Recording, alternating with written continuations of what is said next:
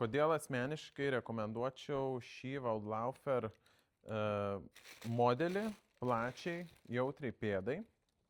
Visų pirma, šis modelis pagamintas iš minkštos, natūralios odos.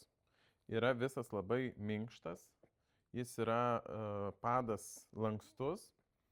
Tada vidus yra specialiai apsiūtas oda, paminkštintos visos zonos, kad netrintų. Siūlių kiekis yra sumažintas, vėlgi, kad netrintų, būtų patogu avėti. Speciali bandži tampri medžiaga prisitaiko prie halux valgus kauliuko, reumatoidinio artrito, susukinėtų pirštų, plaktukinių pirštų ar šiaip jautrios pėdos, jautrių pirštų. Tai puikus modelis. Tada išsiema vidpadis, kuris yra anatomiškai išformuotas, vėlgi pagamintas iš odos.